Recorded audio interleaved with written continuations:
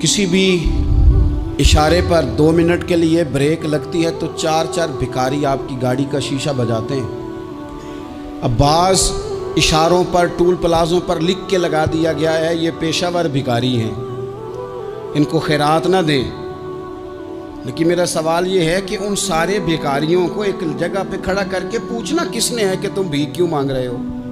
उनके घरों तक उनके साथ किसने जाना है?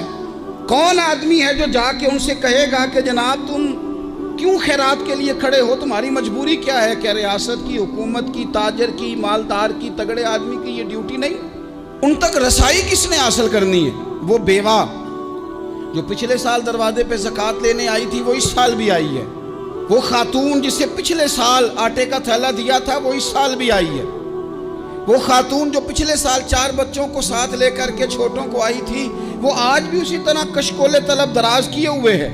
और हज़रत उमर क्या फरमाते हैं? सैयदना फारूक आज़म रदी अल्लाह ताला अन्हु इरशाद फरमाते हैं, इसको इमाम बहकी ने और इमाम सुयूती ने नकल किया है।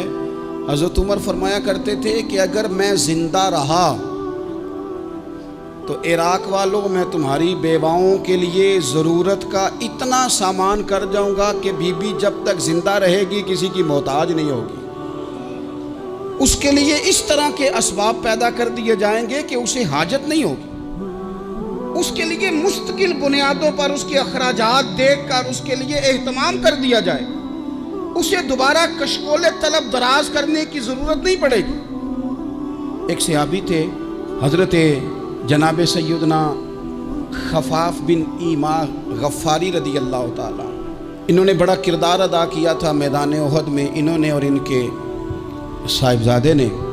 तो इनकी बेटी एक दिन हज़रत उमर के पास आई।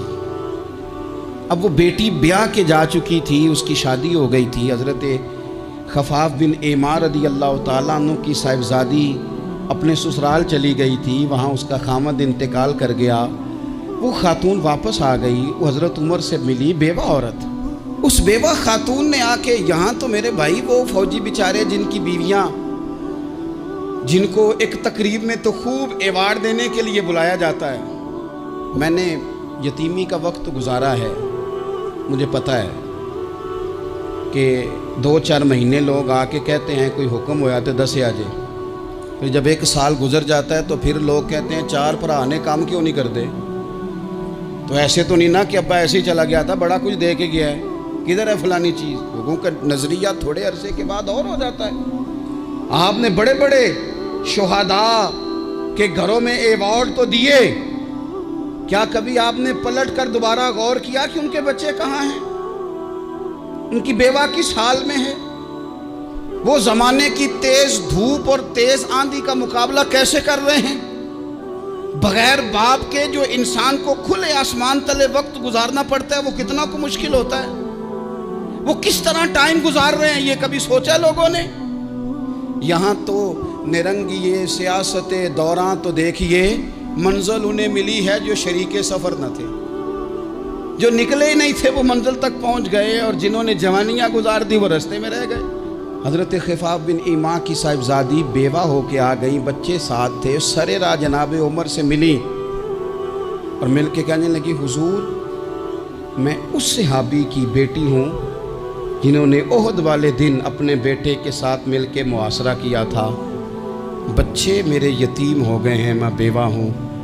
हज़रत फारूक आज़म रदी अल्लाह ताला अन्हु ने फ़हरिस्त नहीं मांगी, ख़र्चे की डिटेल नहीं मांगी, तुम आना फलाने से मिलना, परसों 9 बजे आ जाना दफ्तर, ये कोई बात नहीं की। हज़रत उमर गौर से खड़े उस बेटी की बात सुनी, छम छम सैयदना फारूक की आंखों से आंसू गिरे, दौड़ के घर गए, एक ऊँट निकाला, वहाँ से माले गनीमत का माल के भर के 2 बोरियाँ, और बोरियों में क्या था?